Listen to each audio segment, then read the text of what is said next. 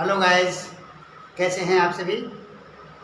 देखिए, पहले तो आज हम आपसे ये पूछना चाहेंगे, ये जानना चाहेंगे कि आप जो वीडियो देखते हैं वो आपको कैसे लगते हैं।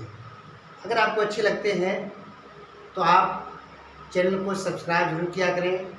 नए स्टूडेंट जो बाद में जुड़ते हैं वो चैनल को सब्सक्राइब करें, लाइक करें, और जो भी आपकी डाउट्स रह जाती हैं उनको कमेंट बॉक्स में आप ज़रूर भेजें ताकि हम उनका समाधान निकालें। तो देखिए, आज की वीडियो में हम आपसे बात करने वाले हैं सेंटेंस की। सेंटेंस क्या हैं और इनके भाग क्या हैं। आज की वीडियो में बहुत ध्यान से पढ़िएगा।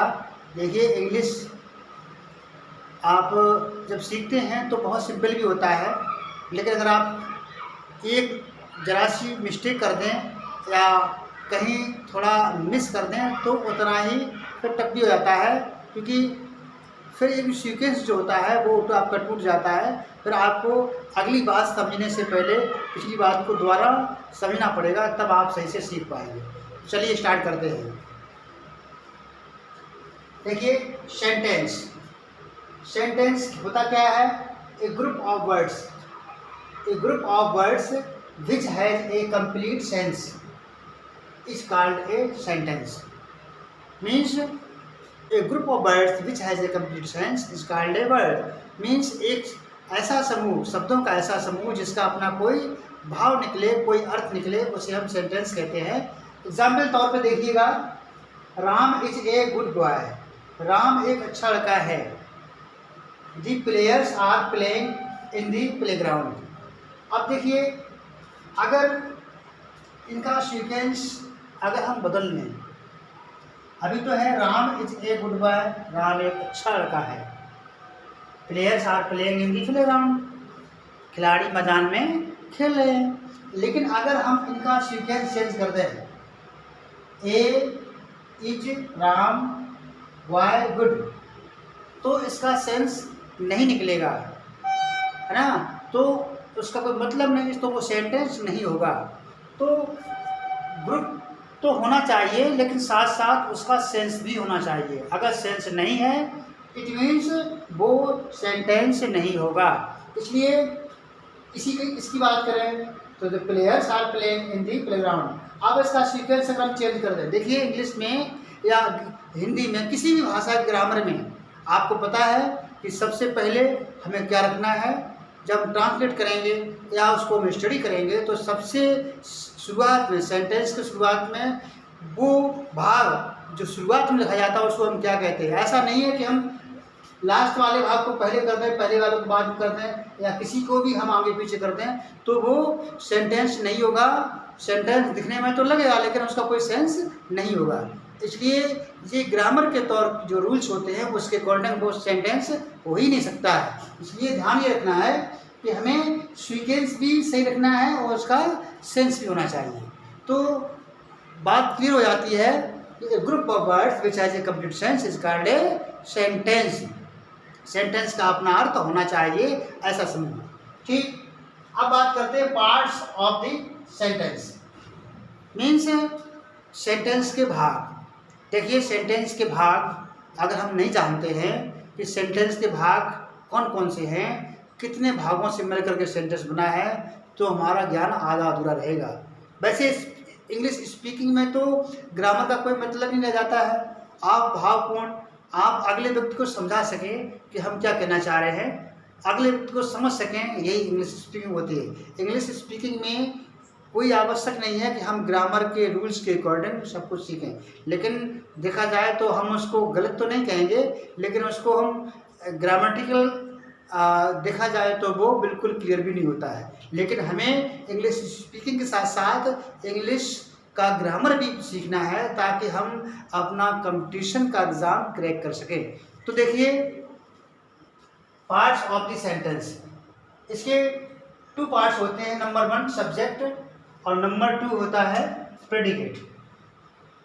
देखिए, नंबर 1 सब्जेक्ट जिसे कहते हैं उद्देश्य, और दूसरा पार्ट होता है प्रेडिकेट, विधेय।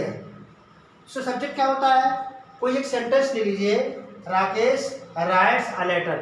राकेश एक पत्र लिखता है। तो जिसके बारे में कुछ कहा जाए, जिसके बारे में कुछ कहा जाए उसे हम कहते हैं सब्जेक्ट। और वर्ब या मेन वर्ब या हेल्पिंग वर्ब से लेकर के रिमेनिंग सेंटेंस पूरा हो जाता है आपका विधेय। अर्थात किसी बात में जिसके बारे में कुछ कहा जाए वो होता है आपका सब्जेक्ट, और सब्जेक्ट के बारे में जो कुछ भी कहा जाए उसे कहते हैं हम प्रेडिकेट। तो इस सेंटेंस में Rakesh writes a letter means इस सेंटेंस में राकेश सब्जेक्ट हो गया है और राकेश के बारे में बताया गया है, मीन्स सब्जेक्ट के बारे में बताया गया है कि वो एक पत्र लिखता है। इसका मतलब हुआ है कि ये दूसरा भाग जो है राइट्स अ लेटर, ये आपका प्रेडिकेट हो गया है, और यहाँ जिसके बारे में बात की गई मीन्स राकेश के बारे में बात की जा रही, तो राकेश एक सब्जेक्ट हो गया है। सेकेंड एग्जाम्पल में the teacher teaches maths in the class. तो इस सेंटेंस में जिसके बारे में बात की जा रही है, किसके बारे में बात की जा रही है, टीचर के बारे में बात की जा रही है। इट मीन्स द टीचर क्या हो गया है, सब्जेक्ट हो गया है। अब बात क्या की जा रही है, सब्जेक्ट के बारे में क्या बताया जा रहा है कि teachers math in the class, कि वो कक्षा में मैथ यानी कि गणित पढ़ाता है। तो जिस वाक्य में जिसके बारे में कुछ कहा जाए वो सब्जेक्ट होता है, जिसे हम उद्देश्य कहते हैं, और सब्जेक्ट के बारे में जो कुछ भी बताया जाए उसे हम प्रेडिकेट कहते हैं। तो ये प्रेडिकेट का पूरा भाग हो जाएगा, ये पूरा प्रेडिकेट है और ये आपका सब्जेक्ट है।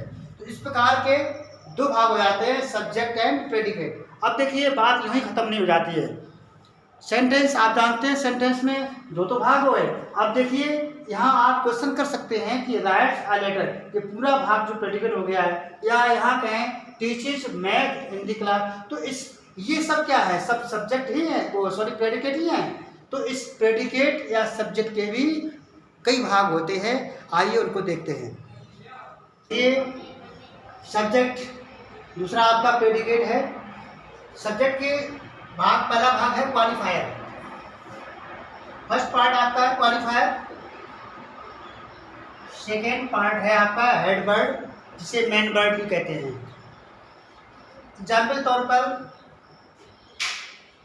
अभी हम आपको बताएंगे, लेकिन उससे पहले हम बताएं क्वालिफायर के भी ये पार्ट्स आते हैं। पहला होता है डिटरमाइनर, दूसरा होता है एडजेक्टिव, तीसरा होता है एडजेक्टिव फ्रेज, उसके बाद हेड वर्ड रहता है, और इसी प्रकार से प्रेडिकेट के भी पार्ट्स आते हैं। इसमें हो जाता है वर्ब, उसके बाद ऑब्जेक्ट, ऑब्जेक्ट के टू पार्ट आते हैं, इनडायरेक्ट ऑब्जेक्ट और आपका डायरेक्ट ऑब्जेक्ट। उसके बाद कॉम्प्लीमेंट, कॉम्प्लीमेंट मतलब भाग का शेष भाग जो लास्ट में होता है मोस्टली, उसको हम कहते हैं कॉम्प्लीमेंट ऑफ द सेंटेंस। देखिए एग्जाम्पल देखते हैं। एग्जाम्पल आपका है the old women in this house is weak. अब देखिए यहां से पूरा ये और ये मैंने आपको बताया था, किसी भी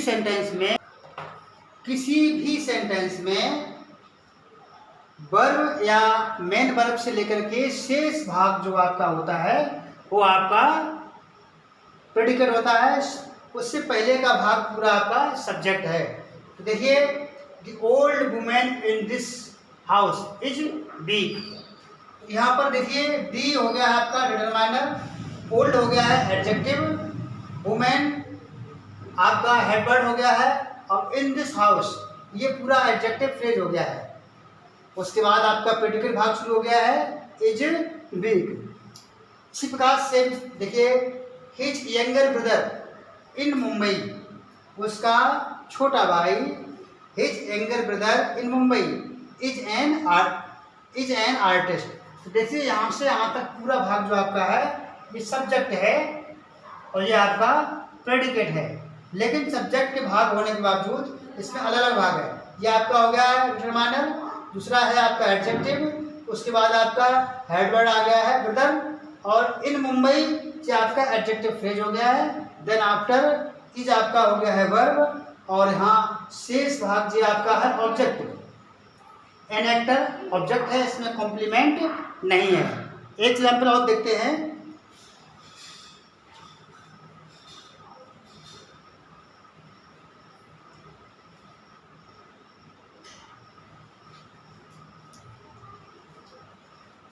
देखिए, the teacher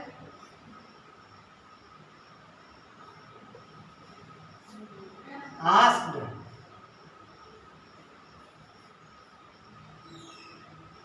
some questions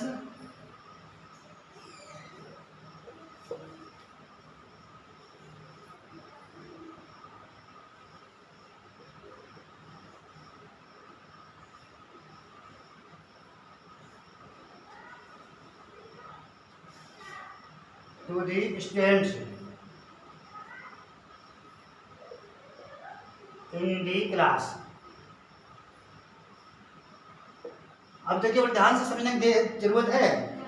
the teacher, अब यहाँ पर देखिए, दी टीचर यहाँ पर क्या है, आपका सब्जेक्ट हो गया है। अब यहाँ से आस्क्ड, ये है आपकी मेन वर्ब। आस्क्ड, ये पूरा आप यहाँ से देख लेंगे, ये पूरा भाग आपका क्या हो गया है, प्रेडिकेट। ये प्रेडिकेट पूरा भाग है आपका, ये प्रेडिकेट। अब देखिए, यहाँ दी टीचर है तो दी क्या हो गया है, determiner. The teacher, the teacher है तो द टीचर जो है, द हो गया आपका डिटरमाइनर, टीचर हो गया है मेन वर्ड या हेड वर्ड हो गया है। इसमें एडजेक्टिव या एडजेक्टिव फ्रेज नहीं है।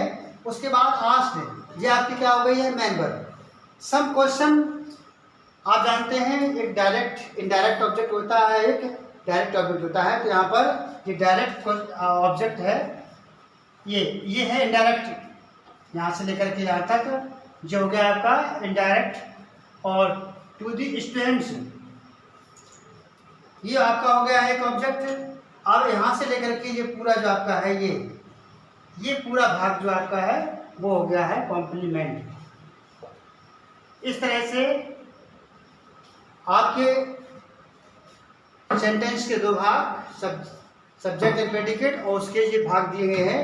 ये आपको ध्यान से समझने पड़ेंगे, तब आप बेहतर समझ पाएंगे। और आशा है कि आपको ये यहाँ तक आपको समझ में आया होगा। और आपको अगर ये वीडियो समझ में आया है, अच्छा लगा है, तो इसको आप लाइक करिए, सब्सक्राइब करिए, चैनल को सब्सक्राइब जरूर करिएगा और बेल आइकन को भी प्रेस करिएगा, ताकि आपको टाइम पर नई वीडियो की नोटिफिकेशन मिलती रहे। टिल देन बहुत अच्छे रहिए। Thank you, bye bye.